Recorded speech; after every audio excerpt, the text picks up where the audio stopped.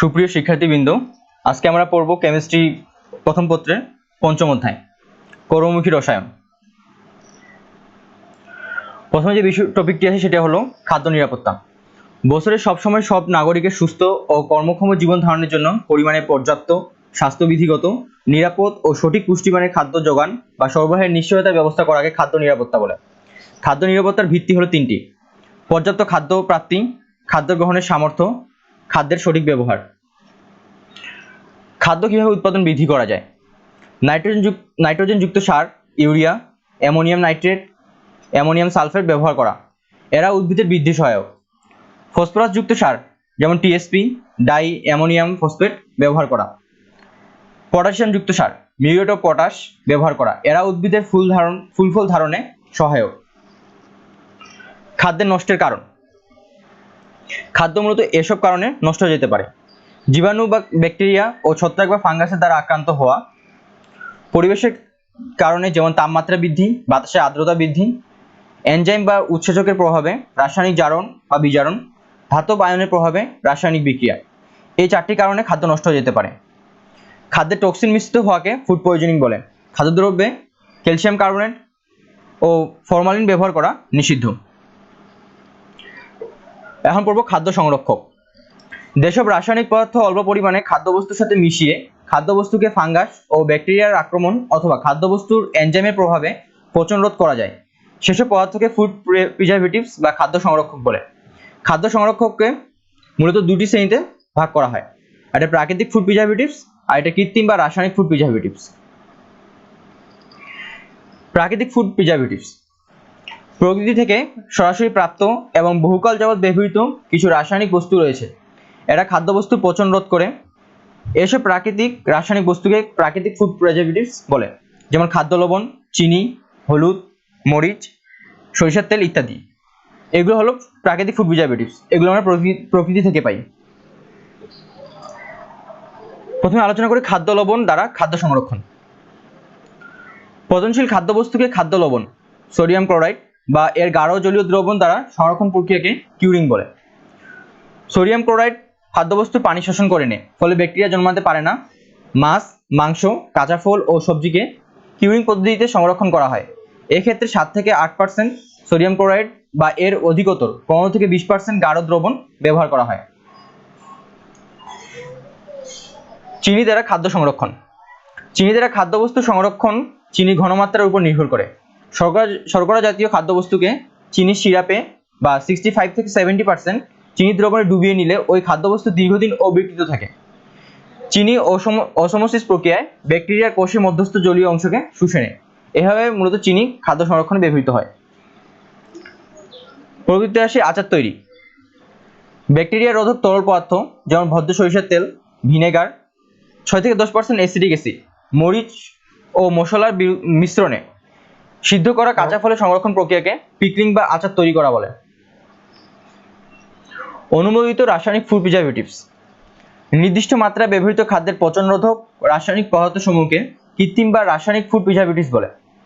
আন্তর্জাতিকভাবে এসব রাসায়নিক ফুড প্রিজারভেটিভস হলো 3 শ্রেণীভুক্ত: antimicrobial agent, antioxidant agent, killing agent. এই ফুড প্রিজারভেটিভস এই 3 প্রকারের ফুড প্রিজারভেটিভস। রাসায়নিক প্রিজারভেটিভসের বৈশিষ্ট্য। প্রিজারভেটিভস হলো দুর্বল কার্বক্সিলিক অ্যাসিড বা এদের লবণ ও নাইট্রিক ও নাইট্রাস অ্যাসিড, সালফিউরাস অ্যাসিডের লবণ। এদের লবণ পানিতে দ্রবীভূত হয়ে এদের মাতৃ অ্যাসিড উৎপন্ন করে। এদের পিএইচ মান হলো 4.74 থেকে 3.14 এর মধ্যে থাকে। অম্লীয় মাধ্যমে ব্যাকটেরিয়া বৃদ্ধির জন্য প্রতিকূল পরিবেশ, তাই এসব প্রিজারভেটিভস কার্যকর। এখন আসি অ্যান্টিমাইক্রোবায়াল। অ্যান্টিমাইক্রোবায়াল রাসায়নিক প্রিজারভেটিভস ব্যাকটেরিয়া, ইস্ট ও মোল্ডসের বৃদ্ধি প্রতিহত করে। এরা অর্গানিজম কোষের মেমব্রেন ফাটিয়ে দেয়, এনজাইমের ক্রিয়া রোধ করে থাকে। এরা অম্লধর্মী, যেমন সোডিয়াম বেনজয়েট বা benzoic acid, melting point 121 degree centigrade; potassium sorbate, citric sorbate, melting point 153 degree centigrade; acetic acid, boiling point 118 degree centigrade; calcium propanoate, nitrate ও নাইট্রেট লবণ, সালফাইড ও সালফার ডাইঅক্সাইড গ্যাস। এখানে এদের ভৌত অবস্থা দেওয়া আছে: কঠিন পদার্থ, তারপর পটাশিয়াম সলভেট কঠিন, এগুলো মূলত এদের ভৌত অবস্থা। এখন আসি এগুলোর নাম, অবস্থা, এদের পিএইচ, অ্যাসিডের বিয়োজন ধ্রুবক আর ব্যবহারিক সর্বাধিক মাত্রা। প্রথমে আলোচনা করি সোডিয়াম বেনজয়েট ও বেনজয়িক অ্যাসিড নিয়ে। এটা ভৌত অবস্থা হলো কঠিন, পিএইচ হলো 4.2, কে হলো 6.3 × 10⁻⁻5 আর সর্বাধিক মাত্রা 0.10%। তারপর পটাশিয়াম সলভেট, এটা ভৌত অবস্থা কঠিন, পিএইচ হলো 6.5, সর্বাধিক মাত্রা 0.10%। এভাবে আমরা প্রত্যেকটাই করে নিব।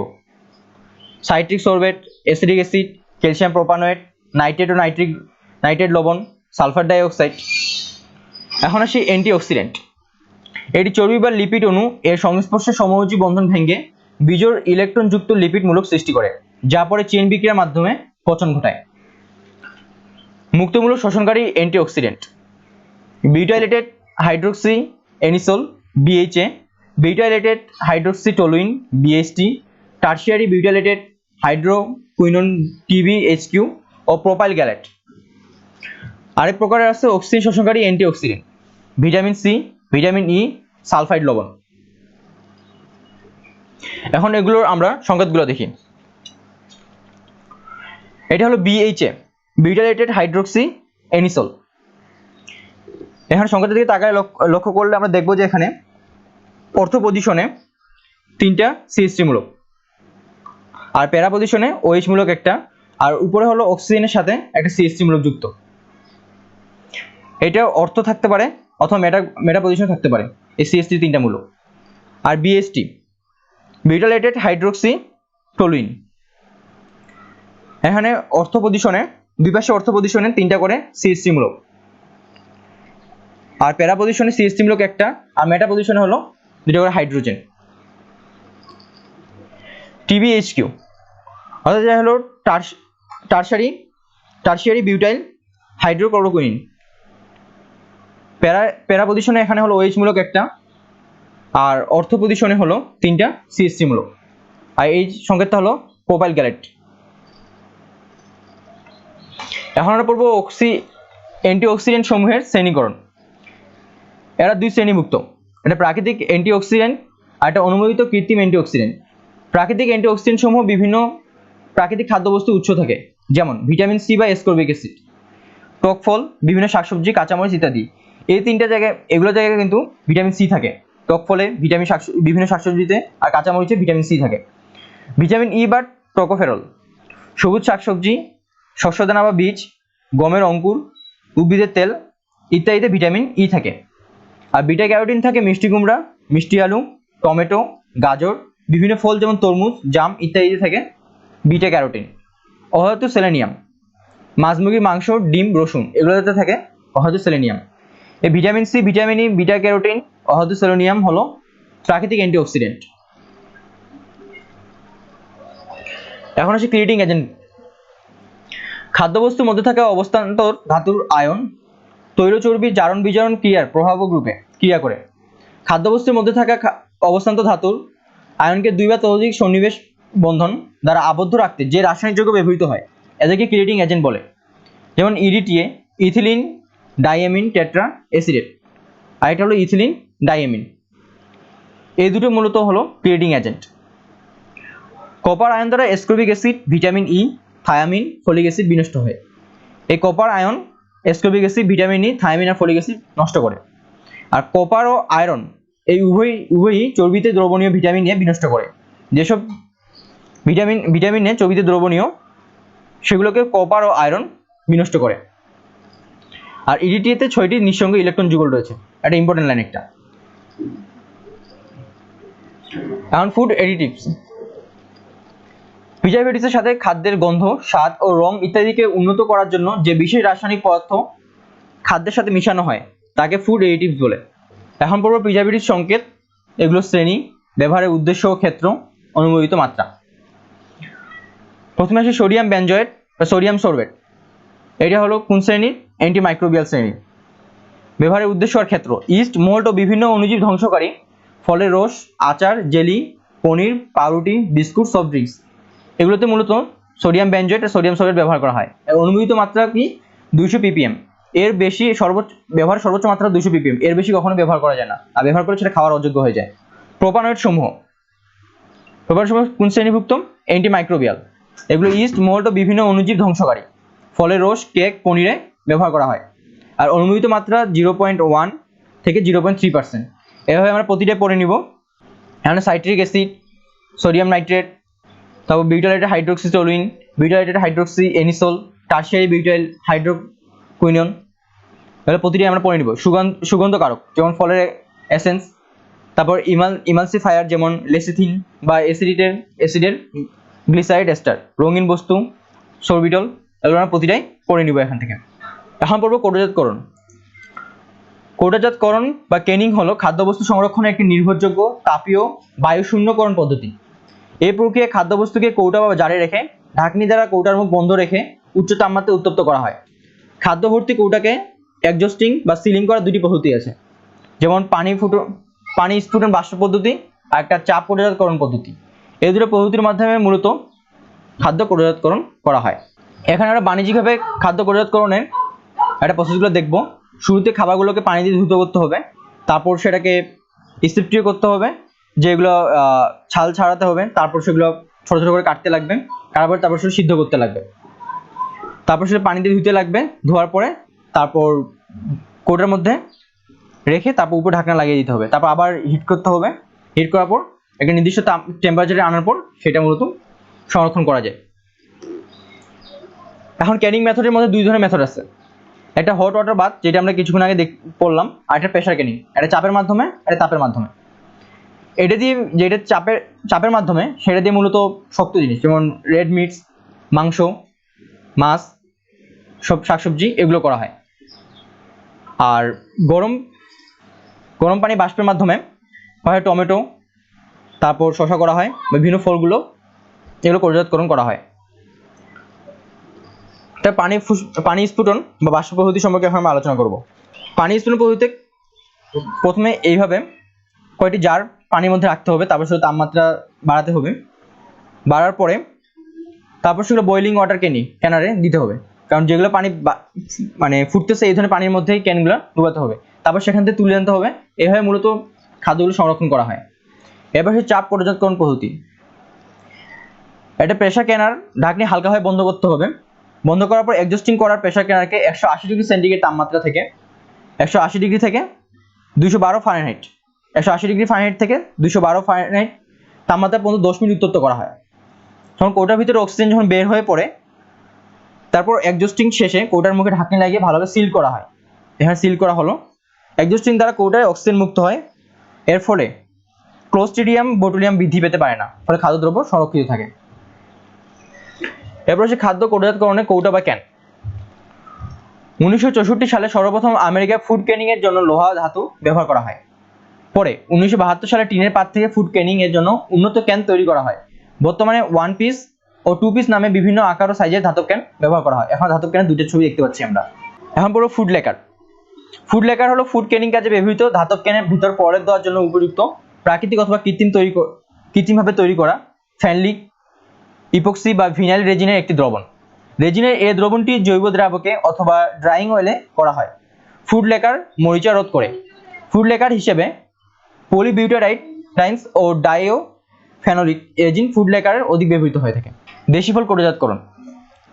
প্রথমে আমরা পড়ব আমের কৌটাজাতকরণ। রাজশাহী অঞ্চলে প্রচুর আম পাওয়া যায়, তো আমের কৌটাজাতকরণের প্রণালীগুলো কী কী? পুষ্ট, পরিপক্ক ও আটসাট আম সংগ্রহ বাছাই করতে হবে। নির্দিষ্ট আকারে আমের টুকরা বা স্লাইস করা।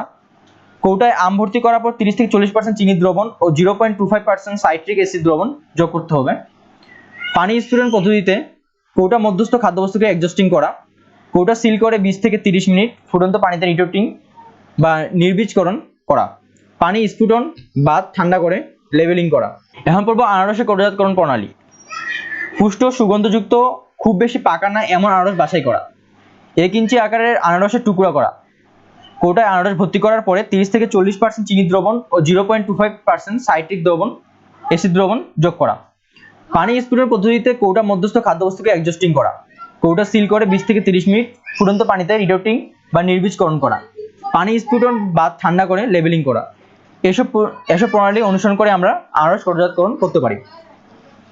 সবজির কোটোজাতকরণ, ফলের চেয়ে সবজির মধ্যে স্টার্চ ও সেলুলোজ বেশি থাকে কিন্তু চিনি ও অ্যাসিড কম থাকে। কচি ভুট্টার কোটোজাতকরণ, কচি ভুট্টাকে দুইভাবে কোটোজাতকরণ করা যায়, যেমন ভুট্টা শস্যদানা সহ শস্য স্টাইল আর আস্ত ভুট্টা সহ ক্রিম স্টাইল। শস্য স্টাইলে ভুট্টার দানার মঞ্জুরি কেটে আলাদা করে কোটোজাতকরণ করে, ক্রিম স্টাইলে ভুট্টার ওপরের অংশ কেটে নিয়ে ভুট্টার দানা পৃথক করা হয়। এখন প্রণালী পড়ব। খোসা মুক্ত করে পানি দিয়ে ধুয়ে ভুট্টার দানা পৃথক করা হয়।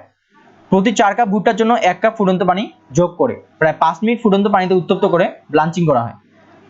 ভুট্টাকে কৌটা ভর্তি করে মুখে 1/2 ইঞ্চি ফাঁকা রেখে তরল রূপে 2% লবণ পানি ও 5% চিনি দ্রবণ যোগ করা হয়। কৌটাগুলোকে প্রেসার ক্যানে রেখে প্রথমে এক্সজস্টিং এবং পরে সিলিং করা হয়। প্রেসার ক্যান রিটোটিং করে লেবেলিং ও গুদামজাতকরণ করা হয়। তো এইসব প্রণালীর মাধ্যমে ভুট্টা কিন্তু সংরক্ষণ করা হয়। এখন আসি সবুজ মটরশুঁটি কোটোজাতকরণ। এটি শর্করা জাতীয় শস্য দানা, এটি নিম্নমানের অ্যাসিডযুক্ত খাদ্য। এখন এটা প্রণালী পড়বো আমরা, সবুজ মটরশুঁটি কিভাবে কোটোজাতকরণ করা যায়। খোসা মুক্ত করে ধুয়ে পাতা বা বোটা যাতে না থাকে তা নিশ্চিত করতে হবে। প্রতি 4 কাপ মটর দানার জন্য 1 কাপ ফুটন্ত পানি যোগ করে প্রায় 5 মিনিট ফুটন্ত পানিতে উত্তপ্ত করে ব্লাঞ্চিং করা হয়। ঝাঁঝরি দিয়ে সিদ্ধ মটর দানা আলাদা করা হয়। সিদ্ধ করা তরলে ক্যানিং লবণ রূপে 2% লবণ পানি ও 5% চিনি দ্রবণ ক্যানিং তরল করা হয়। আর প্রেসার ক্যানে রেখে 121 ডিগ্রি সেন্টিগ্রেড তাপমাত্রায় 10 ডিগ্রি উত্তপ্ত করে 35 মিনিট রিটোটিং করে লেবেলিং করা হয়। এসব প্রণালী অনুসরণ করে সবুজ মটরশুঁটি কোটোজাতকরণ করা হয়। মাছের কোটোজাতকরণ, প্রথমেই আমাদের মাছ নির্বাচন করতে হবে, মাছ কেটে ধৌতকরণ করতে হবে, তারপর ব্লাঞ্চিং এর কৌটা ভর্তিকরণ। ব্লাঞ্চিং কৌটা ভর্তিকরণের প্রক্রিয়া দেখি। জিঙ্ক অক্সাইড প্রলেপযুক্ত সালফার প্রতিরোধক কৌটাতে মাছের টুকরোগুলো ভর্তি করা হয়। মাছের প্রোটিনের মনোমার সিস্টিন ও মিথিওনিন অ্যামাইনো অ্যাসিডের সালফার জিঙ্ক অক্সাইডের সাথে বিক্রিয়া করে সাদা বর্ণের জিঙ্ক সালফেট গঠন করে, যা মাছের বর্ণ উজ্জ্বল করে। কেনিং দ্রবণ যোগ, এক্সজস্টিং, সিলিং ও রিটোটিং। 2% সোডিয়াম ক্লোরাইড ও 2% চিনি দ্রবণ যোগ করে 10 মিনিট এক্সজস্টিং করা হয়। প্রেসার ক্যানে 1 থেকে 1.5 ঘন্টা যাবত 121 ডিগ্রি সেন্টিগ্রেড তাপমাত্রায় রিটোটিং করা হয়। তারপর করা হয় কৌটা লেবেলিং এবং গুদামজাতকরণ। মাংসের কোটোজাতকরণ, পশুর ও মুরগির মাংসের উপাদান হলো পানি 75%, প্রোটিন 19%, চর্বি 2.5%, কার্বোহাইড্রেট 0.3%, অ্যামাইনো অ্যাসিড 1.65%, অজৈব অ্যাসিড 0.65%, ল্যাকটিক অ্যাসিড 0.9%। পশু ও মুরগি মাংসের এসব উপাদান থাকে। এখন পশু আর মুরগি মাংস কোটোজাতকরণের প্রণালী কি কি? পশু নির্বাচন করতে হবে শুরুতে, তারপর পশু জবাই ও মাংস ধৌতকরণ, ক্যানে ভর্তিকরণ ও ক্যান তরলযুক্তকরণ, এক্সজস্টিং, ক্যানসিলিং ও রিটোটিং, ক্যান লেবেলিং ও গুদামজাতকরণ। সাসপেনশন ও কোয়াগুলেশন, এটা ইম্পর্টেন্ট টপিক। সব মিশ্রণকে দুভাবে ভাগ করা যায়, সমসত্বীয় মিশ্রণ আর একটা অসমসত্বীয় মিশ্রণ। মিশ্রণ কিরকম হবে তা নির্ভর করে দ্রব বা কঠিন পদার্থের ক্ষুদ্রতম সূক্ষ্ম কণার আকারের উপর। প্রথমে আসি কোলয়েড। সমসত্বীয় মিশ্রণ হলো সাসপেনশন, এটা অদক্ষেপ পড়ে, আর সমসত্বীয় মিশ্রণ আরেকটা হলো কোয়াগুলেশন। এখন আমরা এগুলোর মধ্যে পার্থক্যগুলো পড়ব। প্রথম শ্রেণী আলোচনা, তারপর ভৌত অবস্থা, কণার বেশ, দৃশ্যমান মাধ্যম, মিশ্রণের স্থিতি, তারপর উদাহরণ। শুরুতে আসি দ্রবণ নিয়ে। শ্রেণী হলো দ্রবণ, ভৌত অবস্থা সমসত্বীয় স্বচ্ছ মিশ্রণ, কণার বেশ 0.1 ন্যানোমিটার থেকে 2 ন্যানোমিটার। দৃশ্যমান মাধ্যম হলো এটা অবশ্যই অদৃশ্য দ্রবণ, আর মিশ্রণের স্থিতি হলো সুস্থিত মিশ্রণ। উদাহরণ সোডিয়াম ক্লোরাইডের দ্রবণে সোডিয়াম প্লাস আর ক্লোরিন মাইনাস, মানে সোডিয়াম আয়ন আর ক্লোরিন আয়ন কণা থাকে। তারপর কলয়েড, অসমসত্বীয় অস্বচ্ছ মিশ্রণ, কণার বেশ 2 ন্যানোমিটার থেকে 500 ন্যানোমিটার। দৃশ্যমান মাধ্যম আলট্রা মাইক্রোস্কোপে এটি দেখা যায়। তারপর মিশ্রণ স্থিতি হলো সুস্থিত মিশ্রণ, দুধ বা বাটার উদাহরণ। আর সাসপেনশন হলো অসমসত্বীয় অস্বচ্ছ মিশ্রণ, এটা 500 ন্যানোমিটারের থেকে বড় কণার বেশ, সাধারণ মাইক্রোস্কোপে দেখা যায়। অস্থায়ী মিশ্রণ অধক্ষিপ্ত হয়ে পড়ে, উদাহরণ হলো রক্ত, কলেরা ভ্যাকসিন। হ্যাঁ, দেখতে পাচ্ছি কলয়েডের সাসপেনশন হলো অসমসত্বীয় আর অস্বচ্ছ মিশ্রণ, আর দ্রবণ হলো সমসত্বীয় স্বচ্ছ মিশ্রণ। সাসপেনশন সাধারণ মাইক্রোস্কোপে দেখা যায়, আর কলয়েড হলো আলট্রা মাইক্রোস্কোপে, আর দ্রবণ পুরোপুরি অদৃশ্য থাকে। এবং কলয়েডের সুস্থিতি, কলয়েড মিশ্রণের কণাগুলোর স্থায়িত্বের কারণ হলো আন্তঃকণা বল, যেমন বিস্তারণ মাধ্যম পানির বেলায়, আর আয়ন ডাইপোল বল কার্যকর থাকে। প্রতি কলয়েডে দুটি অংশ থাকে, প্রথমটির পরিমাণে বেশি থাকে একে বিস্তারণ মাধ্যম বলে বা বিস্তার মাধ্যম বলে, এবং দ্বিতীয়টিতে পরিমাণে কম থাকে, একে বিস্তারিত বস্তু কণা বলে। দুধের বেলায় বিস্তারিত বস্তু কণা হলো চর্বি ও প্রোটিন, আর বিস্তারণ মাধ্যম হলো পানি, অর্থাৎ দুধে পানি বেশি থাকে, চর্বি আর প্রোটিন পরিমাণে কম থাকে। বাটারের বেলায় বিস্তারিত বস্তু কণা হলো পানির স্বচ্ছ গুচ্ছ অণু, আর বিস্তারণ মাধ্যম হলো চর্বি ঢেলা। এখন কলয়েড শ্রেণীর মধ্যে কিছু প্রকারভেদ পড়ব, যেমন অ্যারোসল, ফর্ম, ইমালশন, সল, এগুলোর পার্থক্যগুলো দেখি। কলয়েড শ্রেণীর মধ্যে অ্যারোসলে বিস্তারিত বস্তু কণা হলো তরল অথবা কঠিন। যখন তরল বিস্তারিত বস্তু কণা তখন বিস্তারণ মাধ্যম গ্যাস, উদাহরণ হলো কুয়াশা। আর যখন অ্যারোসলে বিস্তারিত বস্তু কণা হলো কঠিন, তখন বিস্তারণ মাধ্যম গ্যাস, উদাহরণ হলো ধোঁয়া। আর ফর্মের ক্ষেত্রে বিস্তারিত বস্তু কণাই হলো গ্যাস আর বিস্তারণ মাধ্যম হলো তরল, যেমন পাকানো ক্রিম। আর ইমালশন কলয়েডে বিস্তারিত বস্তু কণা তরল, বিস্তারণ মাধ্যম তরল, উদাহরণ হলো দুধ। আর এখানে ইমালশনের মধ্যে আরেকটা প্রকারভেদ হলো বিস্তারিত বস্তু কণা হলো তরল আর বিস্তারণ মাধ্যম হলো কঠিন, উদাহরণ হলো বাটার। আর সলের বিস্তারিত বস্তু কণা কঠিন আর বিস্তারণ মাধ্যম তরল, উদাহরণ হলো পেইন্ট, কোষ তরল। এখানে সবচেয়ে বেশি ইম্পর্টেন্ট যেটা হলো সেটা হলো উদাহরণগুলো, নামগুলো আর উদাহরণগুলো মনে রাখতে হবে। এখন আলোচনা করব সাসপেনশন নিয়ে। যে অবস্থায় তরলের মধ্যে সর্বত্র বিরাজমান সূক্ষ্মতম কণাগুলোর আকারের বেশ কলয়েডের কণাগুলোর চেয়ে বড়, অর্থাৎ 500 ন্যানোমিটার থেকে বড়, তাকে সাসপেনশন বলে। সাসপেনশন হলো কলয়েডের একটি অস্থায়ী অবস্থা, আমরা আগের স্লাইডে দেখে এসেছি। কলয়েড ও সাসপেনশনের মধ্যে পার্থক্য। কলয়েড মিশ্রণ সুস্থিত, সাসপেনশন অস্থায়ী হয়, ধীরে ধীরে অধঃক্ষিপ্ত হয়ে থাকে। ওষুধ শিল্পে সাসপেনশনের গুরুত্ব সর্বাধিক, যেমন সাসপেনশন অবস্থায় ওষুধের কার্যকারিতা বজায় থাকে, সাসপেনশন অবস্থায় ওষুধের তিক্ত গুণ দূর করা যায়। স্থানিক প্রয়োগের জন্য ওষুধ তৈরি করা হয়, যেমন ক্যালসিয়াম লোশন। আর কলেরা ভ্যাকসিন হলো একটি সাসপেনশন। কোয়াগুলেশন, যে বল দ্বারা কলয়েড সিস্টেমের বিস্তারণ মাধ্যমে বিস্তারিত বস্তুকণা সুস্থিত থাকে সে বলকে বিনষ্ট করে কলয়েড সিস্টেমকে অস্থিত করার মাধ্যমে কলয়েড কণাগুলোকে গুচ্ছ আকারে পৃথক করার প্রক্রিয়াকে কোয়াগুলেশন বলে। যে রাসায়নিক পদার্থের প্রভাবে কলয়েড মধ্যস্থ বল নষ্ট হয় তাকে কোয়াগুলেন্ট বলে, যেমন ক্যাটায়নিক কোয়াগুলেন্ট কলয়েড কণাগুলোর সুস্থিত ঋণাত্মক চার্জকে হ্রাস করে দেয়। এ হলো কোয়াগুলেশন নিয়ে আলোচনা। তারপর কোয়াগুলেশনের বৈশিষ্ট্যগুলো দেখবো এখন। কলয়েড কণার বিপরীত চার্জযুক্ত ক্যাটায়ন বা অ্যানায়ন কোয়াগুলেন্ট রূপে কাজ করে। কোয়াগুলেন্টের কোয়াগুলেশন ক্ষমতা অ্যানায়নের চার্জের সমানুপাতিক। সাধারণ ব্যবহৃত কোয়াগুলেন্ট ক্যাটায়ন হিসেবে ব্যবহৃত হতে পারে অথবা অ্যানায়ন হিসেবে ব্যবহৃত হতে পারে। ক্যাটায়ন হিসেবে কীভাবে ব্যবহৃত হয়? Hydrated aluminium ion, ferric ion ইত্যাদি, এভাবে ক্যাটায়ন হিসেবে ব্যবহৃত হয়। আর অ্যানায়ন হিসেবে ব্যবহৃত হয় Na3PO4, Na2SO4, MgSO4। কোয়াগুলেন্টের চার্জ বৃদ্ধির সাথে কোয়াগুলেশন ক্ষমতা বৃদ্ধি পাওয়ায় এতে ব্যবহৃত মোল সংখ্যা হ্রাস পায়। ঋণাত্মক চার্জের আর্সেনিক সালফাইড কলয়েডকে কোয়াগুলেশনে ব্যবহৃত ক্যাটায়নের কোয়াগুলেশন ক্ষমতা হলো অ্যালুমিনিয়াম 3+, বেরিলিয়াম 2+, সোডিয়াম প্লাস। সবচেয়ে সক্রিয় হলো অ্যালুমিনিয়াম 3+, তার চেয়ে কম সক্রিয় বেরিলিয়াম 2+, আর সর্বনিম্ন ক্ষমতা হলো সোডিয়াম প্লাসের। ব্যবহৃত তড়িৎ বিশ্লেষ্য। সক্রিয় কোয়াগুলেন্টে সোডিয়াম ক্লোরাইডে ব্যবহৃত হয় সোডিয়াম প্লাস, আর বেরিলিয়াম ক্লোরাইডে ব্যবহৃত হয় বেরিলিয়াম 2+, আর অ্যালুমিনিয়াম ক্লোরাইডে ব্যবহৃত হয় অ্যালুমিনিয়াম 3+। আর কার্যকর মোল সংখ্যা 52 মোল, 0.69 মোল, আর 0.093 মোল। এগুলো আমাদের সবগুলো মনে রাখতে হবে, এগুলো পরীক্ষা মূলত এমসিকিউতে আসে। কারণ FeOH3 ধনাত্মক চার্জের ফেরিক হাইড্রোক্সাইড।